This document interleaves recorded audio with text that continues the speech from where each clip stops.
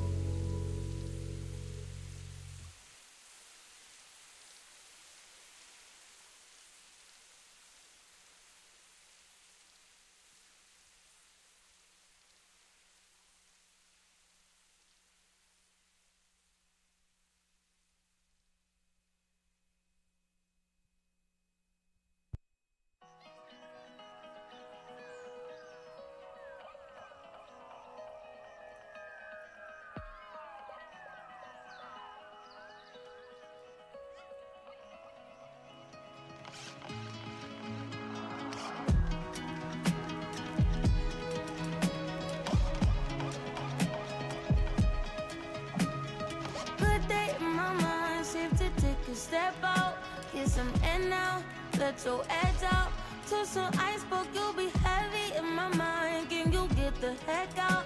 I need rest now, got me bummed out. You, baby, baby, baby. I've been on my empty mind. I should've kept from losing the best in me. I worry that I wasted the best in me. Oh, yeah, baby, you don't care. So now I'm trying to be a nuisance, it's just urgent. Trying to make some little change, got me a war in my mind. Gotta let go away, can't keep what's holding me. Choose the right, or it will pick up in front of me. All the while, I'll wave my arm and feel with a smile. Still wanna try, still believe in good days. Always inside, good that they've been in my mind. Told me I'm my fears, my limitations. I disappear if you let me. Feeling like Jericho, feeling like Joe when he lost it. Gotta hold my own, my cross to bear a long night. Ooh, way to dip, way to kill the mood. No, you like that, can't do it, baby, baby. Heavy on my empty mind. I gotta keep from losing the rest of me. Still worried that I wasted the best of me on you, babe. You don't care. So now I'm trying to be a nuisance, it's just urgent. Trying to make some little change, got me a war in my mind. Gotta let go away, can't keep what's holding me. Choose the right, but it will pick up in front of me. All the while, I'll wave my arm and feel with a smile. Still wanna try, but still believe in good days. Sunny inside, good that living in my mind. Gotta get right, tryna free my mind before the end of the world. I don't miss no ex, I don't miss no text. I choose not to respond. I don't regret, just pretend never happened. Half of us laying waste to our youth is in the present. Half of us chasing fountains of youth and it's in the present now.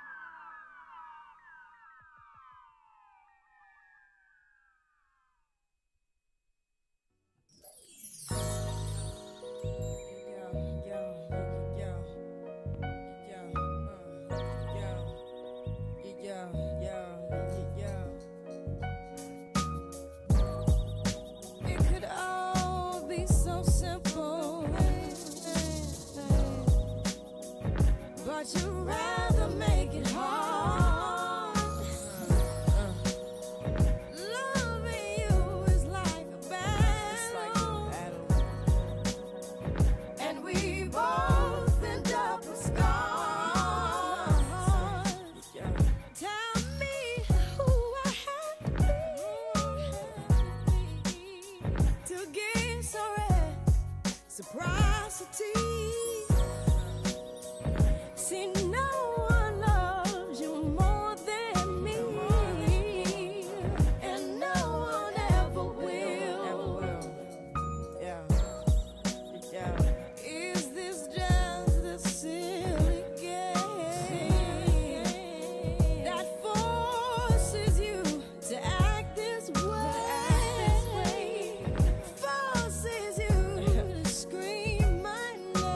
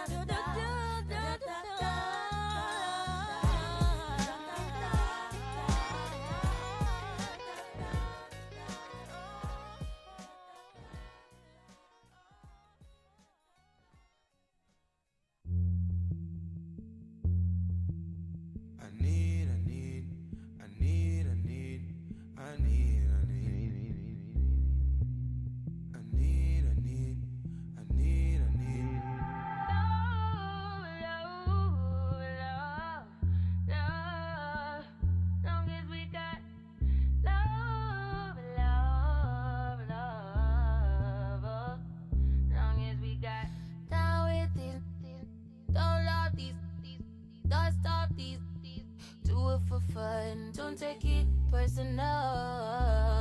Personally, I'm surprised you call me after the things I said. Skirt, skirt on it, skirt up on it, skirt down. You acting like me, acting like we was it more than a summer fling.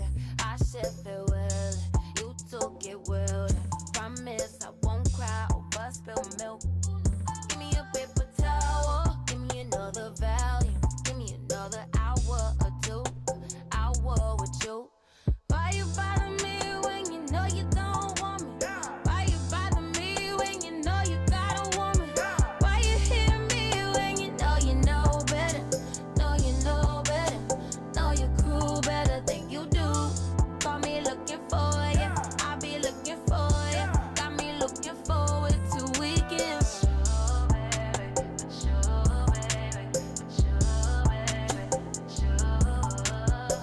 We do whatever we want, go wherever we want, love however we want, it don't matter. You do whatever I want, get whatever I want, get whatever I need. It's about love, love, love, love. Long as we got love, love, love. Long as we got, never gave you my number. I did it with you. Should never let you hit it. I split it with you. I regret it. You got a fetish. You got a problem. Now it's a problem. Oh no. Skirt, skirt, don't know these. Dig dirt, do it for fun. Don't take it personal, baby. Love on my ladies. Love to my ladies. Dated a few. Why you bother me? Why you bother me? Why you bother me? Last time I checked, you were the one that left me in a wreck, me in a mess. You all I rep, like my side I rep. That's that Mo City, that side that you can't come around at night.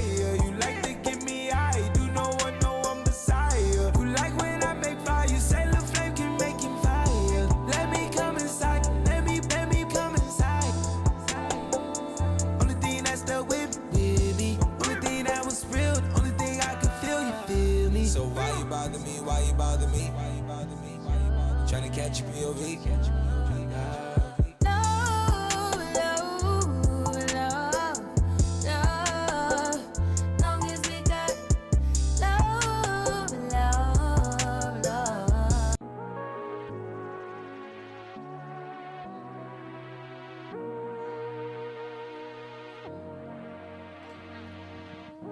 love. We are about to start. Can I please get all performers backstage, please?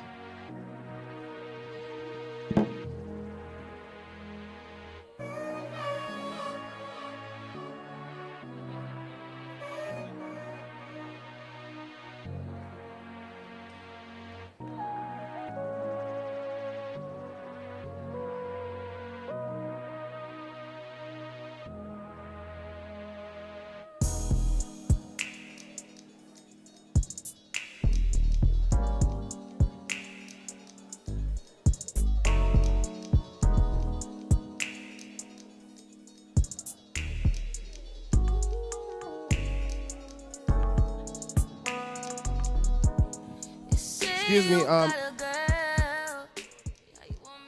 can y'all please try to fill up the seats in front, please? Please fill up the seats in front.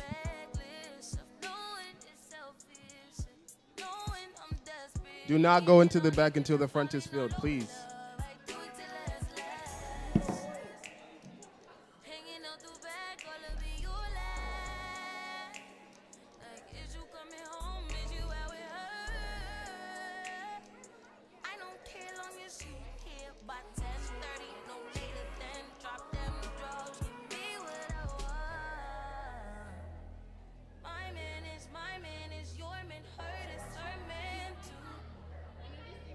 My man is my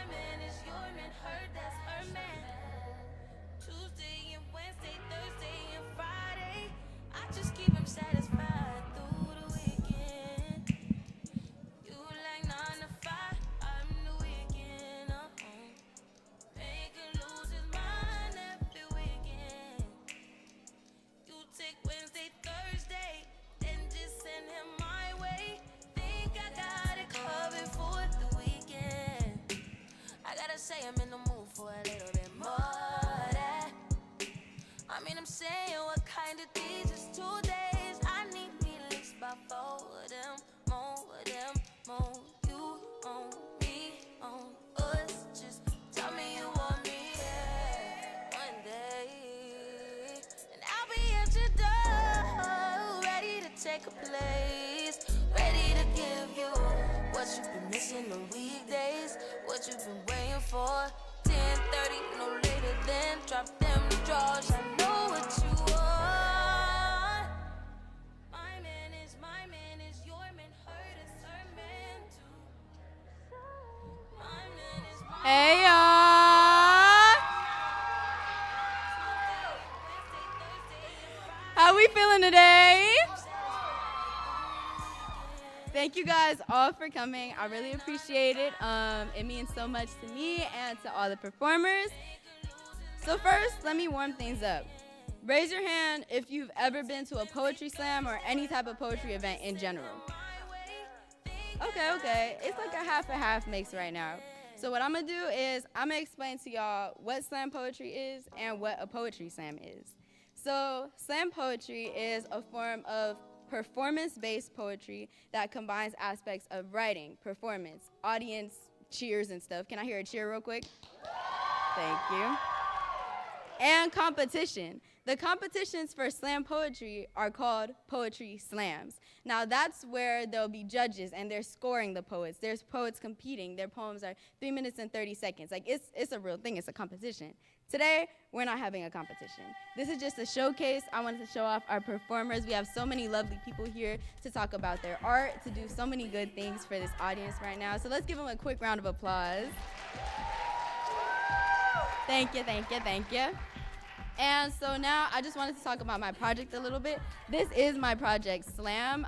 It's my SJA senior project where I'm showcasing Black and brown artists who may not have had a chance to be showcased or may not have had a chance to perform ever before, because it's so important that Black and brown people are introduced to the arts at a young age and get the chance to be on stage like I was. Okay. Now, without further ado, I want to get y'all started. I want to get y'all warmed up for how to react at a poetry slam, okay? So that's a good start. Can I hear some cheers? Can I hear some claps? Yeah. That's if you're really feeling it, though. So the main thing we do is we snap. Can I hear some snaps? Okay. If it's really tough, if you're hearing something really tough, can y'all stomp real quick for me? That's like if you really want them to hear you. And my favorite thing to do when someone's coming onto the stage and they're spitting some heat, my favorite thing to do is like as if I had the best meal of my life. You gonna hit a let me hear that. That's like if it's hella tough, all right? So now, without further ado, we're going to introduce my good friend Tatenda to do his practice presentation. Give a round of applause for Tatenda.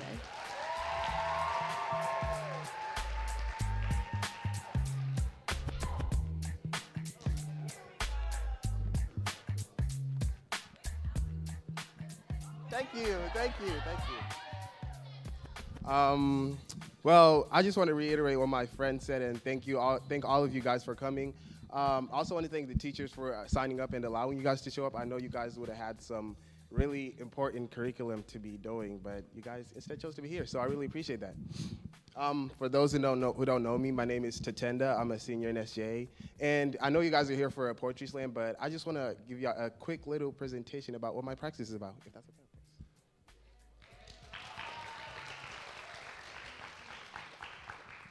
Okay, so the name of my practice is The Story They Never Let Me Tell, and I named it this because growing up, especially as a young black man, I always felt like people had my story for me, like they already written it for me before I had a chance to explain who I am or who I was. So my practice focuses on how stereotypes, prejudice, and racial profiling create these negative narratives about black people or people of color.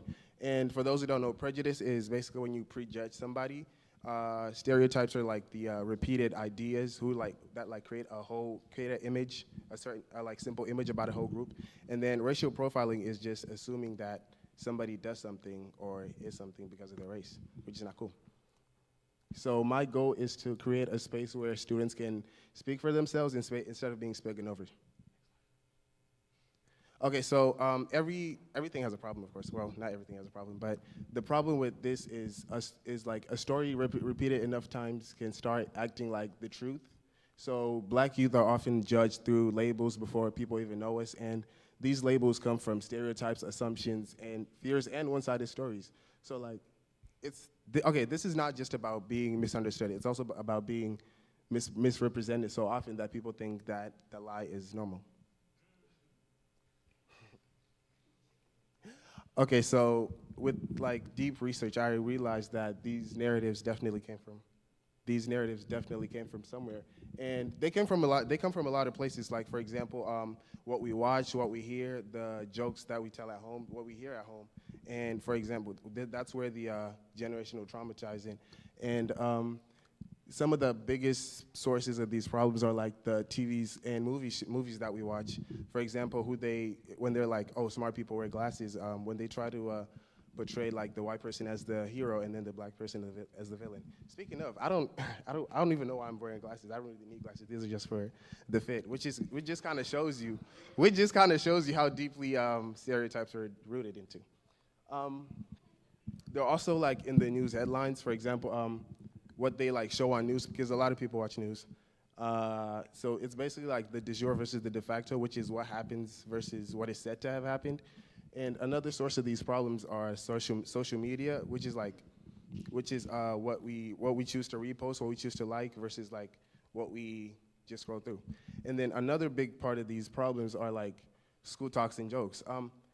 Just by a show of hands, so how many of y'all have felt like kind of demotivated because of like a school joke that people say? Okay, see, it's a lot of us. I remember my freshman year, my math teacher said, "Oh, you look like you're straight from the ghetto." And then I was just kind of offended. I got so offended that I got out of the class. Or one more recent one where it was at prom, and then I had a pack of gum, and then the dude who was searching me, he was like, "Are these laced? Are you sure there's nothing in this?" And I'm just like, the people who are supposed to protect us are the ones who enforce more damage. So it just kind of like, I don't know. But yeah, the point is prejudice is not always loud. Sometimes it's built through repetition. Yeah, so it's not always outside people who kind of like enforce these. Sometimes we enforce them ourselves because it really affects how we think about ourselves. For example, you start editing yourself before anybody says anything, and you kind of feel that pressure to prove that you're not that stereotypes. For example, if you're black and people are like, oh yeah, black people are only good at sports. If you're good at a sport, by all means, you should continue to play that sport. But just don't let it get to you to a point where you have to kind of not perform as well or like change your dreams just to not fit that stereotype. Because, and also you start to second guess how you speak, how you dress, how you move before you enter spaces because you kind of have that weight of representation because in every space you enter. So you're just kind of limiting yourself and start dimming down your dreams, which you should not do. Okay, so how do we decolonize our minds? The best way we can start decolonizing our minds is by representing ourselves and not waiting for others to represent us. Because if anything, one of my teachers told me is that nobody's going to tell your story as bad as you're going to, so you should always tell your story. You can start by questioning by just questioning the source of things, like who made this image, who benefits from it, and just like stop treating stereotypes like facts because they're just kind of familiar. Okay, so these are some of the ways that I try to challenge those narratives through film, photography, spoken word, and storytelling, because I feel like we're the authors of our own stories, not just the narratives they try to put us.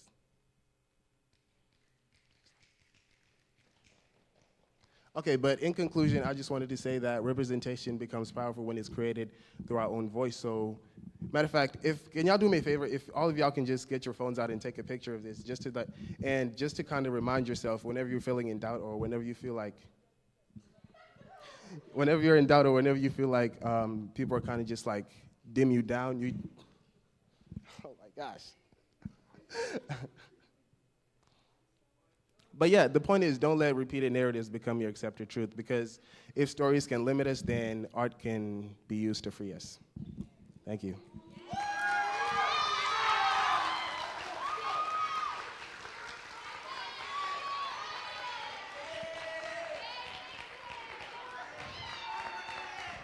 So I know you guys are here for a poetry slam. And what better way to start it than starting it with the best of the best? So of course I gotta. But yeah, this just to this just to show the other performers that it's not as bad as it seems up there, even though all of you guys are like staring dead at me and I'm just saying. But yeah. This your boy Tay Tay. I'm from SJAA, born in Virginia but adopted in the Bay Bay. I'm joking. Okay. All skinfolk ain't kinfolk. I said, damn, Miss Brandon, teacher sitting over somewhere in here, sitting over there, who's been my teacher for 3 years, who I love and appreciate. What do you mean?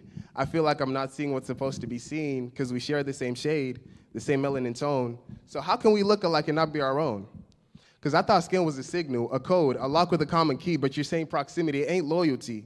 And I guess that hit differently because I seen black faces in powerful places turn their backs on familiar spaces. I seen smiles in public and silence in rooms when justice was bleeding and feeling the gloom. So all skinfolk ain't kinfolk, and blood don't build spines. Color ain't courage, and culture ain't a conscience or mind. So you can share my pigment, but not my pain.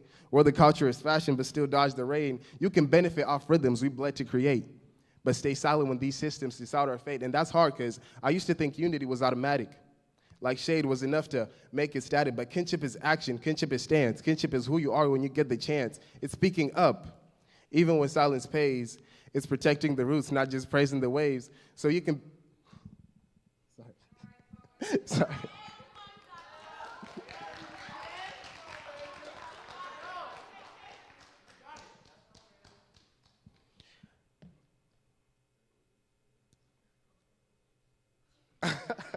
I'm sorry, I forgot where I was. But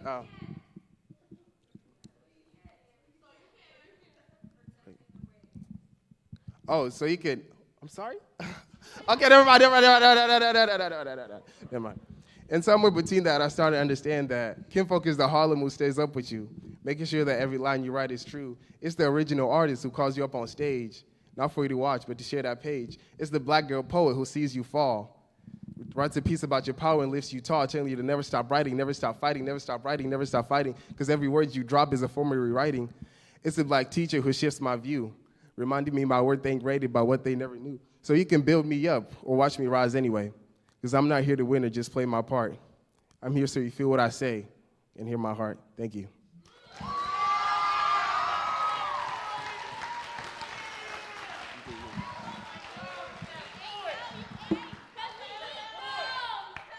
Can we get one more round of applause for Tate, please? Okay, now let me explain one quick thing about poetry to y'all. Things are gonna go wrong sometimes. You might forget a line. There's babies crying in the audience, everything. There's things going wrong all the time, but the great thing about a slam poet is that we always get back up on our feet, okay? So, let me explain one more thing. We got some lingo in the slam poetry world. When I say on deck, that's the person who's gonna come onto stage after the person I'm introducing. On stage is the person that's about to come on stage. We got that? Okay. So on deck, we have Hope. But coming to the stage right now, please give a round of applause for Faith.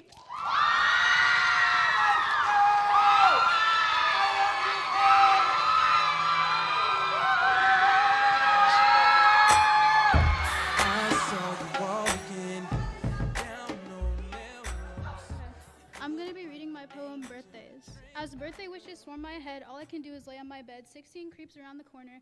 13-year-old me is screaming. Screaming not because she's happy, but because we never planned for this. Had a whole book written to my family to give to them once I was gone. I never planned for 15. I've never planned for 16. I thought that life was too hard, was too bleak. Birthdays felt just like a celebration of time passing, looking in the crowd like a magpie trying to find my diamond, but I can't. I had a dream that at my 14th birthday, my dad was alive and he was sitting in his white chair. Under the gazebo, held the white tables, my dad watching me walk out in my dress, but that when the day came and when I woke and searched for him, he wasn't there. I know I was kidding no one but myself. I never let myself cry over him because I was too busy grieving through other people. I never felt more alone in my life. I felt like no one felt me, and when they did, it felt empty. 14 came, it took me out. I escaped through jokes and smiles that never met my eyes, letting clothes pile up in my room. I remember after my 14th, I let my little cousins into my room and pick out what they wanted, not because I would need it after I was gone. I wrote about them that day in the notebook. My dad bought me a week before he died. I wanted to meet him. Every time I visit him, I felt like his gravestone wasn't him, a loving father and son, but he was more than that. People are surprised when I say I don't like my birthday, but it's the one personal holiday all about me, but I can't find joy in something I dread. I don't care about getting older. I just want to see him, even if his eyes can only meet mine in dreams. I still see him in hallway mirrors, bus stops. When someone looks a little too like him, I take double takes and triple takes. The day they told us, it was already 3 days after he passed. We were sitting on the couch, our family surrounding us. Your father died. Before they could even finish the sentence, my brother screamed and I held him. I didn't cry because I felt like I had to be strong. For years I haven't cried. Because I had to be stronger. The sky was as cloudy as the day he was born, still 47, but 10 pounds lighter. I still remember you lying there, your eyes closed, you're not smiling, you're not joking about Star Wars or saying how you wanted to grow out your mustache so you could look cool. Your hair is combed neatly and you're gone. I still can't believe it. I still can't believe the person that I thought would live forever died. I always think it should have been me in the hospital spitting up blood instead of jokes, or the navy blue suit we both know you would never wear. As my 16th birthday sneaks closer and closer, I feel so guilty for living, but dying is too easy, so I plan for 17. Not just living for me, but I'm living for my dad. Even if that will fades, I want to let my dad cry even over the rainbow.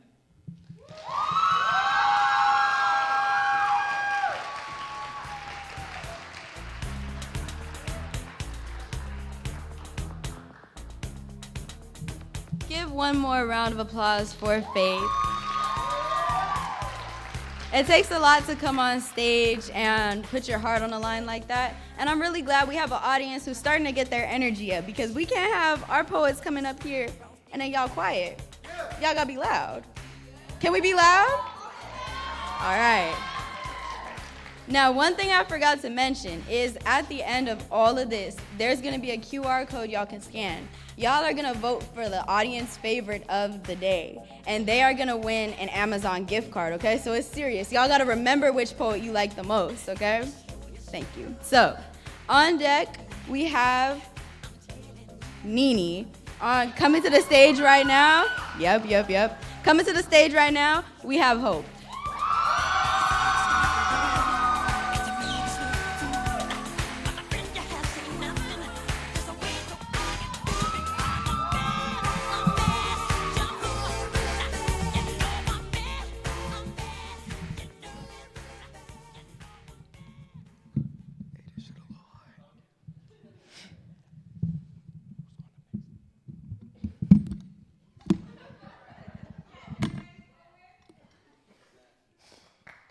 They say Father's Day ain't important if you ain't celebrating no father. But I like to beg to differ. Stores fill up with Father's Day signs, but I learned to walk past them like they ain't speaking to me.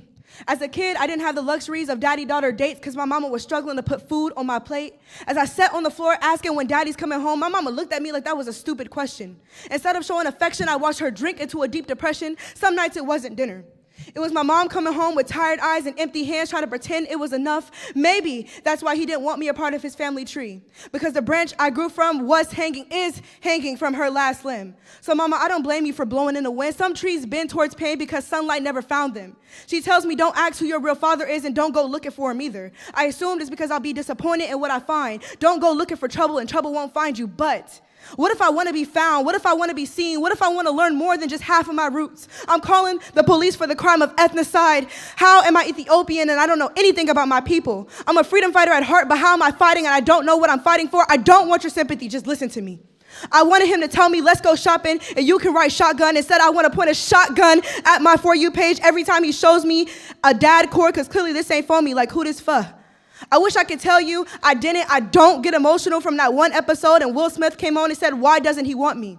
I don't know if I resonated or resented. I'm tired of mourning a man that's still alive. My father, empty casket, his story, my story, his obituary. You left me to struggle and I learned how to fight. So when I look at my reflection and struggle to be who I see, I study my face, searching for clues like I'm solving a case I never asked to inherit. Wondering what parts of me are real and what parts are shaped by absence. They say boys need to be raised by their fathers. But when girls have daddy issues, you look at them with judgment in your eyes. You don't hear the silence that made them, you just label it. You don't ask what it feels like to grow up learning love through through what never stayed, learning worth through what never showed up. How do I build softness and armor in the same breath? But maybe Father's Day is worth celebrating.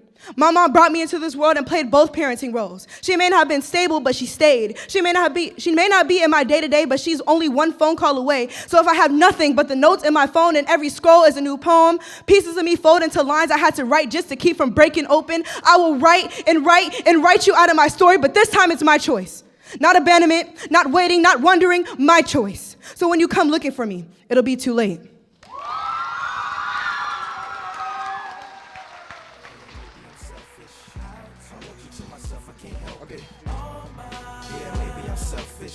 Hi, say, I see you, poet. Say, we love you, poet. All right, bet. So now, on deck, we have Zaire and Sachi. But coming up to the stage right now, give it up for Nini. Hollywood status with the shaded glasses. To Detroit, yeah, the place that I rest, where the ladies got Sister. And hot Atlanta, y'all, is one of the best, where they speak Southern slang and smoke la cess. And New York women are way too fresh. I was never made for anything casual. It took me relationships of unwanted lust to completely dawn on me, where my worth is measured by what I offer, giving my body for what I thought was love, a fee. The sentence no wasn't enough. I had to be mean, and it's not in me to be mean. A reoccurring situation I found myself in time and time again, I no longer felt clean. So come close, explore my temple, wander to where you please, caress and squeeze to your satisfaction, and only then tell me if you deem me worthy of your love. You are not blind, so why must your hands roam my body for you to understand me as though I am Braille? In the same moment, your eyes travel across my body to trace each and every valley and curve without fail, and when you finally lift your head to a little more to meet my eyes, because I assure you, I may be shorter than you, but I assure my eyes do not sit that low. I know what you search for within my eyes is anything far from going slow. Still, I catch myself mistaking your soft touch for something genuine, knowing your simple gestures would be given to anyone feminine. And when your sweet nothings become heavy and suffocating, I know it's time to go. You're so beautiful, you're so sweet, and I want you to become things like you can take it, you're just scared you can't handle it. And that's where I step back, where intimate moments that tie two souls together become violent. Bang, hit, smash, crack, brack. Kill, crush, and tear. As cheesy as it gets, what happened to feel, hold, care, connect, adore, and cherish? Words of agree, mutual agree, a strive to create art from moments of trust. Now desire and willingness gets lost in the thrill of coercion and resistance. No becomes a conquest, a challenge to one's belief in existence. Thank you.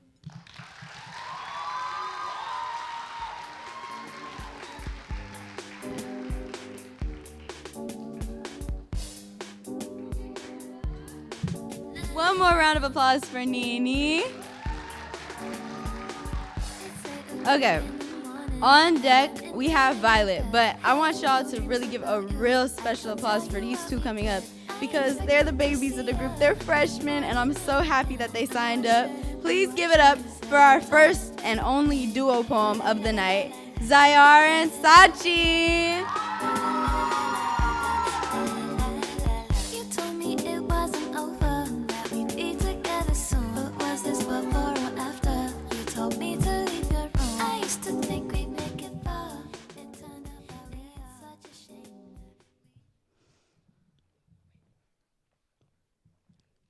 Mine.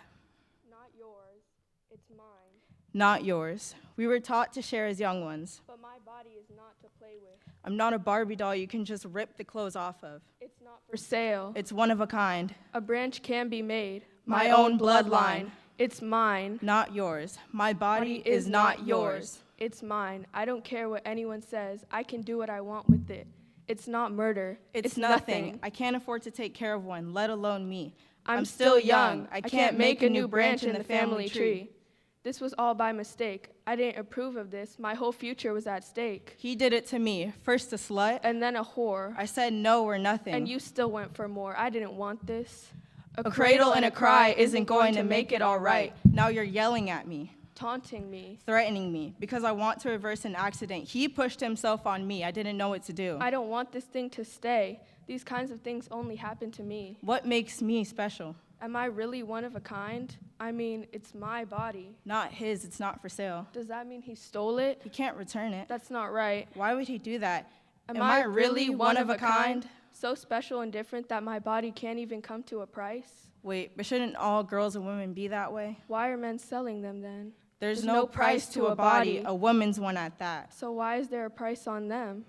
We're all one of a kind. There can't be a set price. That's just not right. Sometimes sharing isn't caring. My body is mine. It's one of a kind. I understand that fine, but you don't seem to. We're all a bit confused, all right, but us for different reasons than you. We're confused why it was ever a question, why our bodies are a section of your political debate. You're pro-life until it's the life I'm living. You're pro-life until it's the life I'm giving. You say you're pro-life and you've got to protect it. Well, we've got life too, so you better start to respect it. But you weaponize religion. Make my body your decision. And I want to know why. Why do you defend it with Catholicism if the U.S. promises freedom of our difference? Why is it a matter of red and blue division? You don't got to be a politician to put yourself in our position. We'll break it down simple, so shut up and listen. If you're so anti-murder, then don't rape and murder women. Don't turn a blind eye to our ages. Don't blame our menstrual rages. Don't take girls under 15 and make them grow the population. Don't try to lock us up in cages. Don't tell us to be patient, because 9 months is a long time when you're still in school. 9 months is a long time when you're living paycheck to paycheck. And still getting paid less. Because let's not forget that worldwide women make less.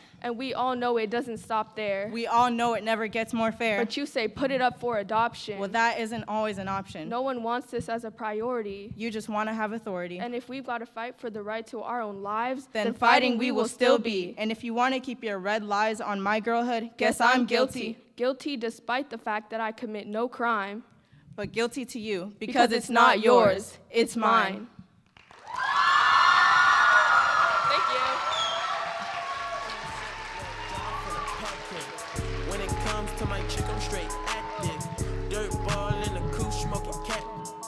Damn, so these freshmen are taller than me. This is not even funny. But anyways, they were so tough, no? Say, I hear you, poet. Say, I love that, poet. Okay, so on deck, we have our last performer of the day, Mia. But coming up to the stage, we have Violet.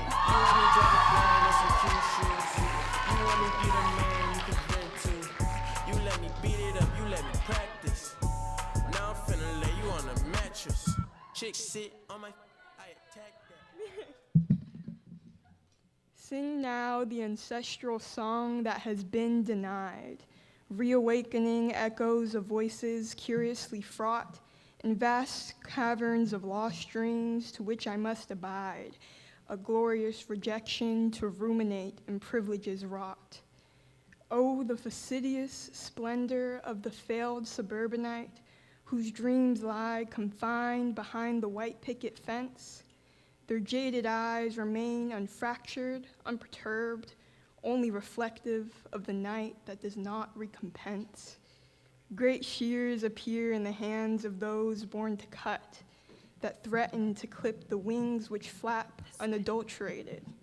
Their mighty blades work in tandem to so glut into the wounds of flight, tethered and baited.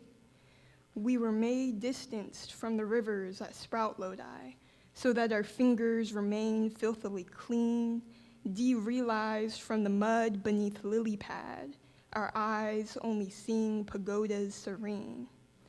My mother folds abundance as if it might slip away, like a carefully bubbling pot swollen with rice.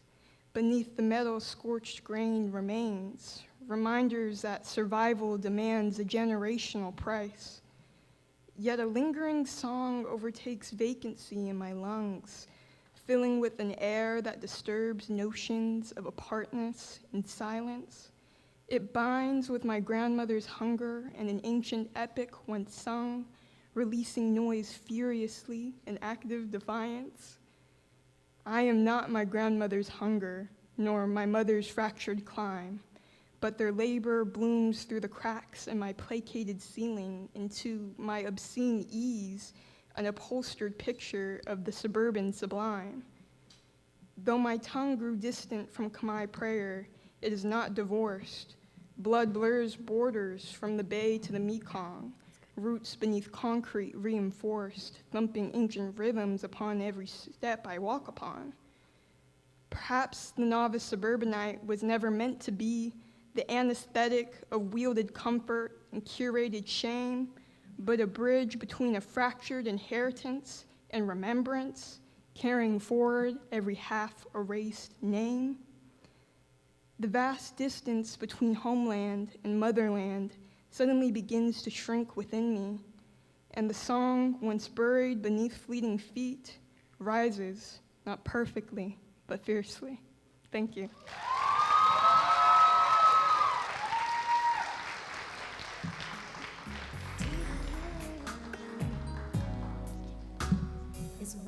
Okay, y'all. This is our last performer, so I'm gonna need y'all to be hyped for her, okay? On deck, we gonna have our vote after her. So make sure y'all remembering everyone that performed. Remember your favorite poem because y'all are about to have to vote. But coming to the stage, we have the queen, Mia. She called me the queen. She called me the queen. Shut the fuck up.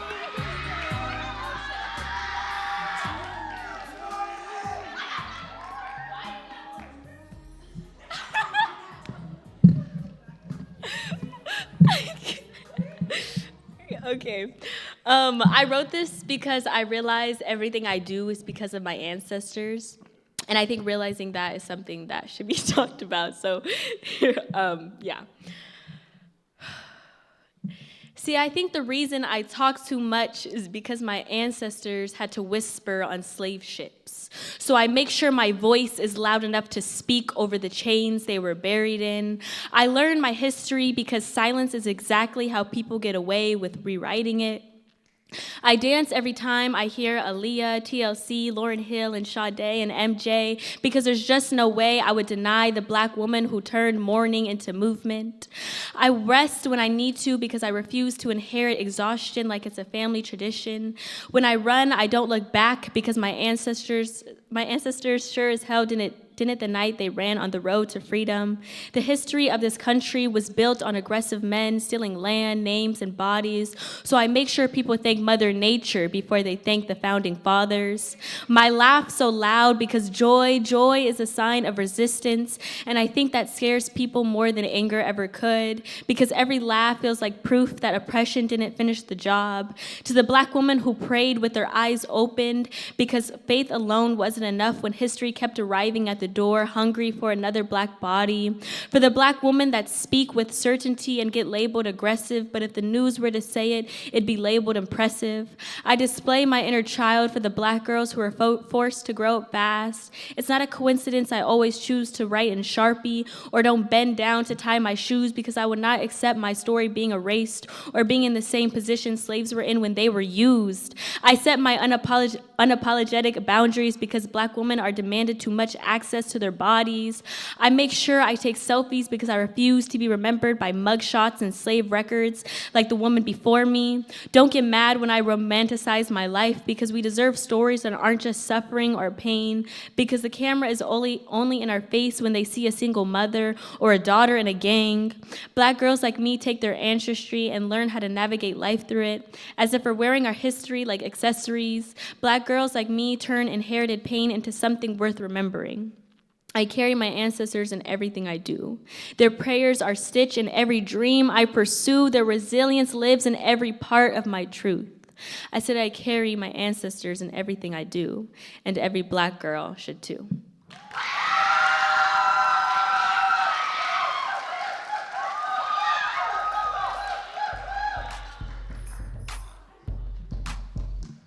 All right, now, y'all see the QR code. It's time to vote. So I'm gonna bring all our performers back on stage. Give a round of applause for them. And we gonna have y'all vote for your favorite performance of the day. I'm gonna give y'all till the song ends to vote. So I'm gonna need everyone. Yes, of course. When everyone votes, when the song is done. Tell me where to go, my shawty. Tell me where to go, my shawty. Anywhere you want, my shawty. Just tell me where to go, my shawty. You look like heaven in a room full of of 10s, you should know you're in 11. The perfect one to sleep beside a legend. Yeah, they all out tonight, and I'm leaving no question with you, girl. So where you wanna go? We can slide to the side of the city you ain't never been before. I can show you all the things in this life that you've been asking for. I can put you on game in the ways that you deserve to know. Oh, oh, oh, oh, oh. Tell me where to go, my shawty. Tell me where to go, my shawty. Anywhere you want, my shawty. Just tell me where to go, my shawty. Tell me where to go, my shawty. Tell me where to go, my shawty. Anywhere you want, my shawty. Just tell me where to go, my shawty. Slide if you want peace of mind, I'll prove it. Don't be shy, girl, we can get straight to it. Girl, he can't do it the way I do it. So slide, I'll give you peace of mind, I'll prove it. Tell me where to go, my shawty. Tell me where to go, my shawty. Anywhere you want, my shawty. Just tell me where to go, my shawty. Y'all really want me to? Can y'all turn the music down real quick? Okay.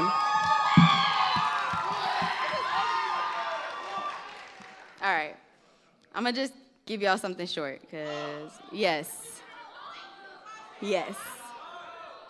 Oh yeah, y'all are so needy. Dang.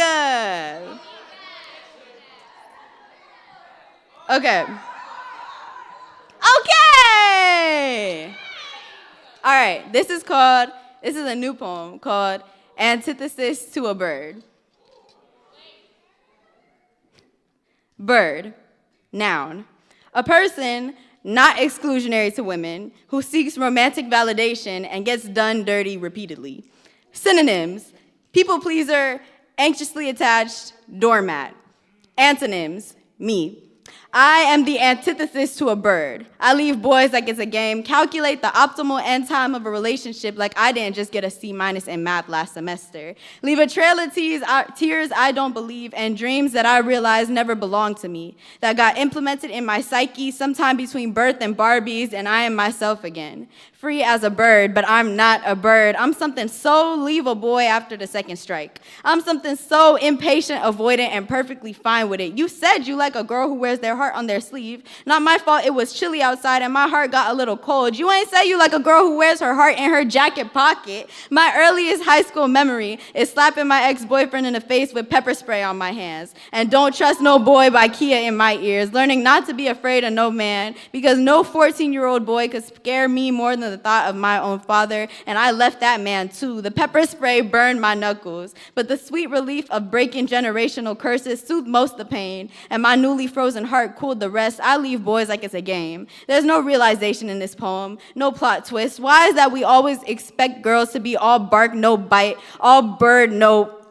I'm something freer than a bird, something so dragon, something so Pegasus, something my own creature, man-eater, man gargle with mouthwash after because I only eat men for the greater good of society. They taste like doo-doo. I'm something so antithesis to a bird. No punchline, no plot twist, just pepper-sprayed punches. Thank you. All right, y'all, come back out. Y'all can come back out, and now we are about to reveal the vote. Are y'all ready? All right. I said y'all come back out. Y'all not coming out? They're scared, guys. Give them a round of applause. Warm them up. Can y'all sing this for me while I look for the vote?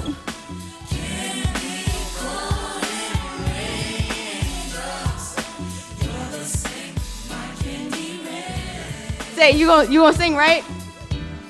Say, this your song, right? Have you ever loved someone so much you thought you'd die? Giving so much of yourself, it seems the only way. Tell me what you want and I will give it to you. 'Cause you are my love. Do you ever dream? Golden raindrops, you're the same, my candy rain. Also, that fumble was on purpose, by the way. Tana told me to. All right, y'all. We now have the votes. Now, only the first place winner will be able to get the prize. But I want to say, it's not about the points, it's about the poetry. So let's give a round of applause for everybody that touches stage. So, in third place, we have Mia. In second place, we have Hope. And in first place, the audience favorite, who will be winning the $10 Amazon gift card because we got Zaire and Sachi. Come on, come on, come on. Y'all got anything to say to the audience? Thank you. Thank you. And period. Thank y'all all for coming. That's the end of our show. We really appreciate all of you. Now get back to class. Like, y'all don't got nothing to do here no more. See y'all later.